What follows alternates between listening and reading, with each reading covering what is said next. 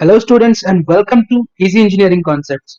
और आज की वीडियो बहुत ही इंफॉर्मेटिव होने वाली है क्योंकि आज की इस वीडियो लेक्चर में मैं लेकर आया हूँ best practices and tips for MCS 011 exam. जैसा कि आज 12 तारीख है और कल एमसीएस 011 का एग्जाम भी है, तो एग्जाम से पहले मैं आप लोगों को कुछ ऐसी जरूरी बात बता देता हूँ जिससे आपका एग्जाम बहुत ही अच्छा जाएगा। और ये प्रैक्टिसेस मैंने खुद अपने एग्जाम में भी इम्प्लीमेंट करके देखी है, तो रिजल्ट काफी अच्छे होते हैं क्योंकि मेरे एग्जाम में काफी अच्छे मार्क्स थे as comparative to other subjects. Okay, so let's start. So सबसे पहला है कि सी लैंग्वेज के एग्जाम में हमेशा पहला क्वेश्चन एल्गोरिथम या फ्लो चार्ट का ही होता है। ठीक है, तो इस टिप से हमारा मतलब ये है कि अगर आप एल्गोरिथम लिख रहे हैं तो मेक श्योर कि वो क्वेश्चन उसी पेज पर खत्म हो जाए। अगर खत्म नहीं होता तो कोई बात नहीं है, नेक्स्ट पेज से भी स्टार्ट कर सकते हो। ठीक है, एल्गोरिथम के केस में आप नेक्स्ट पेज पे भी कर सकते हो। ठीक है, लेकिन अब बात करते हैं फ्लो चार्ट के बारे में, क्योंकि फ्लो चार्ट जो होता है वो एल्गोरिथम का पिक्टोरियल रिप्रेजेंटेशन होता है, मतलब डायग्राम। और आज तक जितने भी डायग्राम हमने एग्जाम में बनाए हैं या फिर हमने जो अपनी बुक्स में देखे हैं फ्रॉम स्टैंडर्ड 1 to 12th, यहाँ तक कि अब भी जो हम एग्जाम्पल अपनी बुक्स में देखते हैं वो एग्जाम्पल्स या वो डायग्राम एक ही पेज पर होते हैं, वो दो डिफरेंट पेजेस पर नहीं होते। मतलब आधा एक पे और दूसरा, सॉरी, आधा एक पेज पे और बाकी का बचा पोर्शन दूसरे पेज पे। ठीक है, ऐसा नहीं होता है। तो मेक श्योर कि फ्लो चार्ट आपका एक ही पेज पर खत्म हो जाए। ठीक है, अगर ऐसा नहीं होता है तो आप लेफ्ट साइड पर भी उस बचे हुए पोर्शन को कंटिन्यू कर सकते हो, जिससे आपको भी क्लियर हो जाए कि मैंने इतने स्टेप्स हो गए हैं मेरे और इतने स्टेप्स मेरे रह रहे हैं। और जो इन्विजिलेटर है या जो टीचर है जो चेक करेगा उसको भी डिफिकल्टी ना हो। ठीक है, तो ये थी हमारी पहली tip. Let's move to second. Second tip है कि write comment for every code. Try to use comments in front of every line code that you write to solve a program. अभी सी प्रोग्रामिंग के question paper में बहुत से या बहुत से नहीं, सारे जो क्वेश्चंस होते हैं वो प्रोग्रामिंग से रिलेटेड ही होते हैं। कुछ में डेफिनेशंस बतानी होती हैं और कुछ में प्रोग्राम ही बनाना होता है। तो जिन क्वेश्चंस में प्रोग्राम बनाना हो उन क्वेश्चन में स्पेसिफिकली कमेंट्स जरूर करें। कमेंट्स इन द सेंस, जैसा कि यहाँ पे मैंने किया हुआ है, इस तरीके से लिखे कि ये जो लाइन ऑफ कोड मैंने लिखा है उसका मतलब क्या है। क्योंकि एक टीचर जो होता है वो आपका कोड नहीं पढ़ पाएगा, इतने सारे उसको पेपर चेक करने होते हैं, तो स्पेसिफिकली आपका वो कोड पढ़ने नहीं बैठेगा। अगर आप इस तरीके से कमेंट्स डालते हो अपने हर कोड पे तो इससे आपको भी विजुअल क्लैरिटी रहती है कि मैंने इस पर्टिकुलर लाइन पे ये कोड लिखा और इस लाइन से ये हो रहा है। अगर आप ऐसा लिखते हो, कमेंट करते हो अपने हर कोड को, तो आपके कमेंट से ही पता लग जाता है कि आपने यहाँ पे क्या कोड करने की कोशिश की है। ठीक है, और ये काफी क्लियर होता है for a student and for a teacher. ठीक है, और अगर आपको अभी भी कंफ्यूजन है कि किस तरीके से कमेंट्स किए जाते हैं, तो मेरी पिछली वीडियोस जो है उन वीडियोस में मैंने अपने हर कोड पे कमेंट किया है बाजू में कि ये लाइन मैंने जो कोड की लिखी है उसका मतलब ये है। ठीक है, और सी प्रोग्रामिंग में कमेंट्स दो टाइप के होते हैं।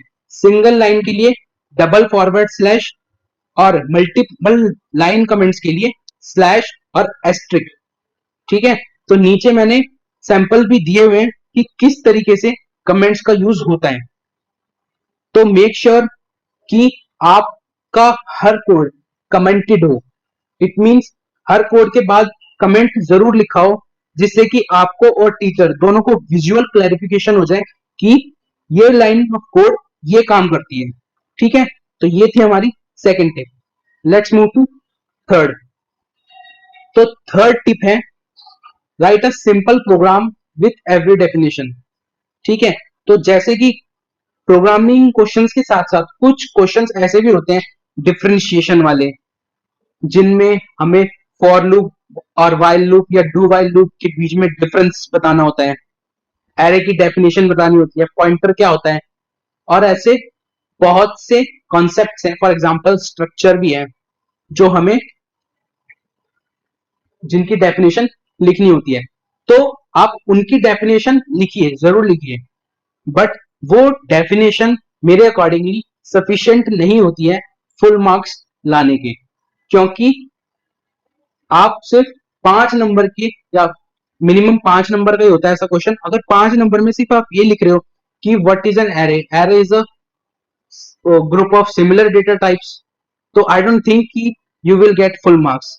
Okay, so in that case आपको क्या करना होगा, आपको कुछ लाइन ऑफ कोड भी वहां पर लिखना होगा। फॉर एग्जाम्पल अगर आप से क्वेश्चन पूछा गया है that what is an array, तो आप वहां पर उसकी डेफिनेशन तो लिखो, बट प्रोग्रामिंग और प्रोग्राम के थ्रू ये भी बताओ कि एरे ऐसे लिखा जाता है, एरे का सिंटेक्स ये होता है, ऐसे एरे इनिशियलाइज होता है, और एरे के एलिमेंट्स को ऐसे रीड किया जाता है। मैं ये नहीं कह रहा कि आप 5 नंबर के में अपना ज्यादा टाइम वेस्ट करो प्रोग्राम लिखने के चक्कर में, नहीं, बिल्कुल नहीं। आप कुछ लाइन ऑफ कोड लिख दो जिससे कि टीचर को भी पता लगे कि हाँ ये स्टूडेंट सिर्फ रेक्टाफिकेशन करके नहीं आया, उसको एक्चुअल में कुछ नॉलेज है। ठीक है, और नीचे मैंने एग्जांपल भी दिया है, जैसे कि फॉर लूप का सिंटेक्स। अगर आपसे क्वेश्चन पूछा जाता है that what is the difference between for loop and do while loop या फिर वाइल लूप, तो आप डिफरेंशिएट तो कर दोगे आसानी से कि ये होता है, ये होता है, इसमें इनिशियलाइज पहले हो जाता है, डू वाइल में बाद में होता है, तो आप पॉइंट्स तो बना दोगे वहां पर, बट उसका सिंटेक्स भी लिख दो। जैसे मैंने नीचे यहाँ पे एग्जांपल में सिंटेक्स लिखा है फॉर लूप का, तो उसी तरीके से आप अपना डू वाइल या वाइल जो भी डिफरेंशिएट करने को आपको बोला गया है, आप ऐसे करके सिंटेक्स भी लिख दीजिए। Okay, so it will be good and it will be efficient for you to boost up your marks. तो इतनी छोटी छोटी चीजों से भी मार्क्स पर बहुत ही इफेक्ट पड़ता है। ठीक है, अब हम चलते हैं अपनी आखिरी और सबसे इंपॉर्टेंट टिप पे। Try to avoid mistakes while writing.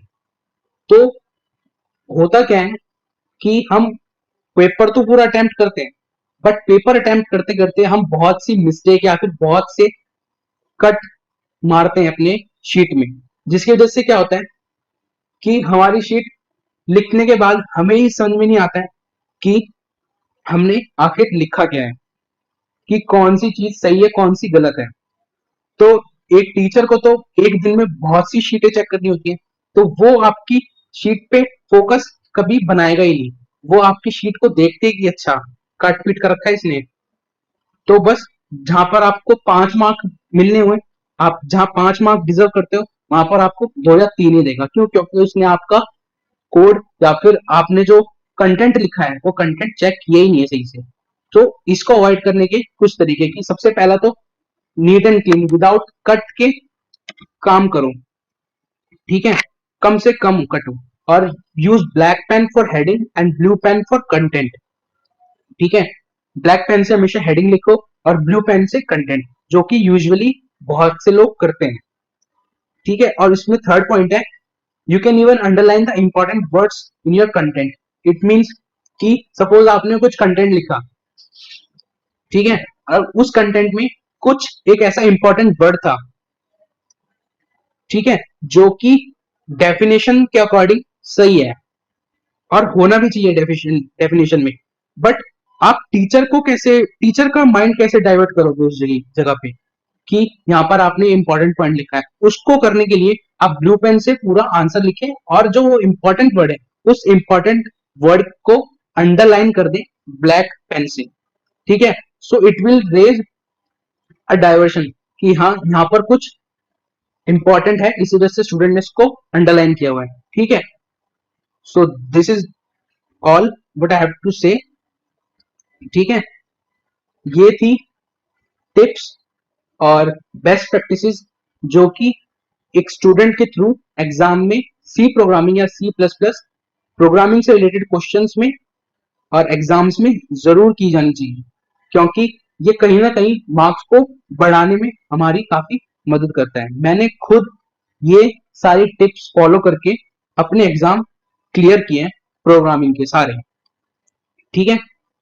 तो at last please like the video if this video is informative for you and share it with your friends ताकि उनका भी भला हो जाए।